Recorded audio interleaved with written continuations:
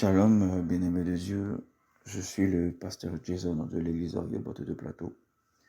Nous allons partager notre pain quotidien et je rends grâce à Dieu pour la vie de ces éminents serviteurs et servantes de Dieu qui nous ont bénis depuis le début du mois au travers de ces différents thèmes qui nous ont fait du bien. Et je sais qu'aujourd'hui, le Saint-Esprit nous fera encore du bien. Amen. Alors, notre thème de la semaine est « Donner de l'amour ». Notre thème du jour, le riche et Lazare. Et notre texte de base, Luc 16, verset 23. Nous allons lire à partir du verset 19 pour comprendre un peu l'histoire qu'il y a dans ce verset. Amen. Je lis la parole au nom du Seigneur Jésus. Il y avait un homme riche qui était vêtu de pourpre et de fin lin et qui chaque jour menait joyeuse et brillante vie. Un pauvre nommé Lazare était couché à sa porte couvert d'ulcères et désireux de se rassasier des miettes qui tombaient de la table du riche, et même les chiens venaient encore lécher ses ulcères. Le pauvre mourut et il fut porté par les anges dans le sein d'Abraham. Le riche mourut aussi et il fut enseveli. Dans le séjour des morts, il leva les yeux et tandis qu'il était en proie au tourment, il vit de loin Abraham et Lazare dans son sein. Amen. Alors, ce verset nous parle de deux hommes totalement opposés qui vivaient des réalités totalement opposées. La Bible nous parle d'un homme riche, un homme qui vivait une joyeuse vie, qui ne connaissait pas les soucis, qui ne connaissait pas les problèmes, qui ne connaissait pas ce que c'est que le manque, car il avait une situation financière véritablement forte et stable. Amen. La Bible nous dit que cet homme vivait une joyeuse vie. Certainement que cet homme avait l'habitude d'organiser de grandes fêtes, de grands banquets chez lui. Certainement que cet homme avait l'habitude d'inviter des personnes de son standing, des personnes qui avaient le même niveau de richesse que lui ou plus. Cet homme certainement s'entourait de personnes qui pouvaient lui apporter quelque chose, de personnes qui pouvaient augmenter sa richesse, augmenter son prestige, augmenter sa notoriété. Amen. Et je suis sûr encore que après ces grandes fêtes, à la fin de ces grandes fêtes, cet homme certainement jetait le reste de la nourriture à la poubelle. Mais il y avait devant sa porte un homme qui vivait l'exact opposé de ce que cet homme-là vivait, cet homme-là riche vivait. Il y avait un homme pauvre, un homme qui était dans une situation terrible, qui était dans un désarroi véritable. Il y avait Lazare qui était extrêmement pauvre. La Bible nous dit que Lazare était tellement pauvre, tellement dans un état véritablement compliqué, qu'il avait des ulcères et que ce sont les chiens qui venaient lécher les ulcères que Lazare avait. La Bible nous dit que Lazare ne désirait pas avoir un plat copieux. La Bible ne nous dit pas que Lazare désirait avoir un gros morceau de pain. La Bible ne nous dit pas que Lazare souhaitait avoir une coupe de vin.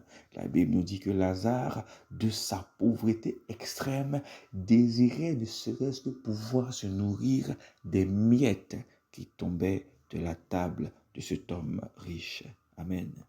Je veux dire à quelqu'un qu'il est important de comprendre que toutes les richesses et toute la position financière que notre Dieu peut nous donner n'a pas pour seul but de pouvoir subvenir à nos besoins, de pouvoir nous mettre à l'abri du besoin. Mais l'objectif principal pour lequel l'Éternel déverse en nous des biens conséquents, c'est pour pouvoir nous occuper des plus démunis, des plus faibles, des personnes qui se trouvent dans une situation difficile. Amen. Notre Seigneur Jésus-Christ, qui est le roi des rois, qui est le Seigneur des seigneurs, étant assis sur son trône de gloire, a regardé sur la terre et il a vu la condition de l'homme. Il a vu que les hommes baignaient dans le péché. Il a vu que les hommes étaient remplis d'ulcères, comme Lazare était rempli d'ulcères. Mais il a constaté que pour les hommes, les ulcères qu'ils avaient, il n'y avait pas de chien capable de venir lécher ces ulcères-là pour pouvoir atténuer la douleur du péché des hommes. Il a compris que s'il laissait les choses telles lequel l'humanité allait être perdue. L'humanité allait finir en enfer. Alors Jésus-Christ décide de poser sa couronne de roi par terre, de se dépouiller de ses attributs de roi. Il décide de descendre sur terre tel un enfant. Il décide de vivre comme un homme, de se nourrir comme un homme, de partir aux toilettes, excusez-moi, comme un homme. Il décide de marcher comme un homme, de travailler comme un homme. Je ne parle pas d'une personne quelconque, je te parle du Dieu des dieux, je te parle du roi des rois. Alors notre Dieu décide d'être un homme simple comme nous. Il se laisse même briser, brimer, briser, casser par la créature qu'il a créée. Et il se laisse crucifier sur la croix. Il ressuscite le troisième jour et il fait de nous ses co-héritiers. Amen. Je veux te dire que Christ, en qui tout a été créé et pour qui tout a été créé, a été capable de manifester un amour extraordinaire envers toi, envers moi, dans le but de nous sortir d'une situation terrible qui allait nous détruire. Et Jésus-Christ, qui est l'exemple par excellence, nous amène à manifester le même amour qu'il a manifesté vis-à-vis d'un frère, vis-à-vis d'une sœur.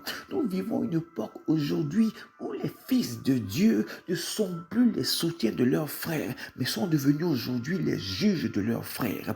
Nous vivons une époque où lorsque les chrétiens voient un autre frère dans une situation compliquée, au lieu de chercher à lui apporter une aide, nous sommes les premiers à le juger, les premiers à le brimer. Lorsque nous voyons une sœur qui est tombée, qui a chuté, au lieu de venir porter cette sœur, la relever, nous sommes ces mêmes personnes qui viennent et qui venons la briser, qui venons l'enfoncer, qui venons la condamner. Mais Christ ne nous a pas appelés à condamner nos frères et nos sœurs.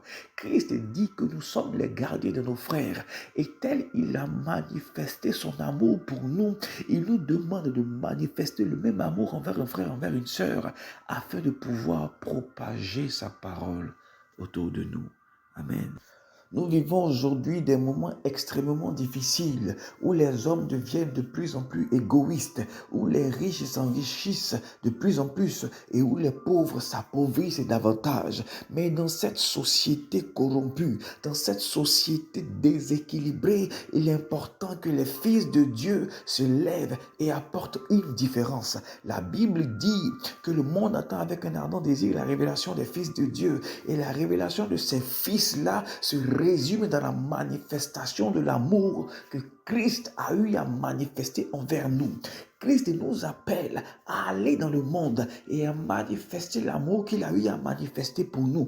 Christ nous appelle à manifester son amour autour de nous, à parler de lui à un frère, à une sœur, à venir en aide à une personne qui se trouve dans le besoin, à porter un faible et à le tirer vers le haut, à porter une sœur et à la conduire vers la lumière. Mais notre Seigneur ne nous appelle pas à brimer, à blâmer, à crucifier, à rejeter.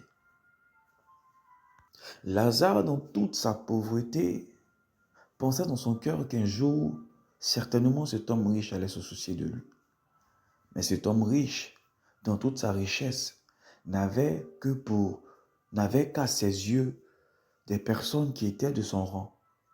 Il ne pensait même pas qu'il allait ne serait-ce qu'un jour avoir besoin de ce pauvre, de ce déchet, comme il pensait, qui était devant sa porte. L'homme que nous méprisons aujourd'hui peut être cet homme qui peut être notre solution demain. Cette personne aujourd'hui de qui nous nous moquons peut être cette personne qui demain peut nous ouvrir une porte. Celui que nous rejetons aujourd'hui, le taxant de pécheur, le taxant de toutes ces choses, peut être un très grand prédicateur demain qui va conduire au Seigneur des milliers d'âmes. Nous ne connaissons pas le futur, nous ne connaissons pas la vie réelle des gens, car le seul qui sait toutes choses, c'est notre Dieu. C'est pourquoi il est important de donner de la considération et du respect à tout le monde. Il est important de ne mépriser personne. Il est important de ne rejeter personne. Car Jésus-Christ, s'il veut te bénir, peut passer par n'importe qui. N'a-t-il pas utilisé un âne pour parler à un prophète? Christ peut utiliser n'importe qui, n'importe quoi pour te sortir d'une situation, pour te sortir d'un problème. Mais il te demande une seule chose. Il te dit, mon fils, ma fille, manifeste mon amour autour de toi. Je veux dire à quelqu'un, regarde autour de toi et aujourd'hui, s'il y a une personne qui est dans un moment difficile, prends la décision d'aller vers cette personne et apporte-lui quelque chose. Apporte-lui peut-être du pain, donne-lui peut-être un habit ou dis-lui simplement, frère, Jésus t'aime, tu n'es pas seul et la situation dans laquelle tu te trouves n'est pas définitive. Elle ne te caractérise pas. C'est juste un moment difficile par lequel tu passes. Je veux que quelqu'un aujourd'hui qui ne parle pas à une autre personne prenne la décision lui-même de se lever et d'aller vers cette personne qui ne lui parle pas et de lui dire, je te pardonne peu importe ce qui s'est passé. Je t'aime de l'amour du Seigneur, je te manifeste l'amour de Christ. Réconcilions-nous. Je veux que nous puissions passer à une autre étape de notre marche avec le Seigneur. Nous pouvons connaître tous les versets bibliques, nous pouvons connaître tous les rémas possibles, nous pouvons connaître tous les mystères qui se cachent derrière la parole de Dieu. Mais si notre cœur est mauvais, mais si notre cœur est dur, mais si nous ne pardonnons pas, mais si nous ne faisons pas miséricorde, mais si nous ne sommes pas ces personnes-là qui cherchent le bien dans la vie des autres, qui ne sont pas des solutions pour les autres, toutes ces connaissances-là sont nulles. Car la Bible nous dit, même si nous prophétisons, même si nous donnons des paroles de connaissance, même si nous faisons des prodiges, si nous n'avons pas l'amour, nous sommes comme une cymbale retentissante, nous sommes comme un tonneau vide, nous sommes comme le néant. Amen. Je vais te demander, frère, aujourd'hui, illumine la vie d'une personne autour de toi. Parle du Seigneur à ton collègue, parle du Seigneur à tes parents, parle du Seigneur à tes frères. Que la journée ne se termine pas sans que tu n'aies apporté le sourire dans la vie de quelqu'un. Que la journée ne se termine pas sans que tu aies apporté la paix dans la vie de quelqu'un. Que la journée ne se termine pas sans qu'une personne n'ait ressenti de l'amour venant de toi. Que le Seigneur te bénisse. Shalom.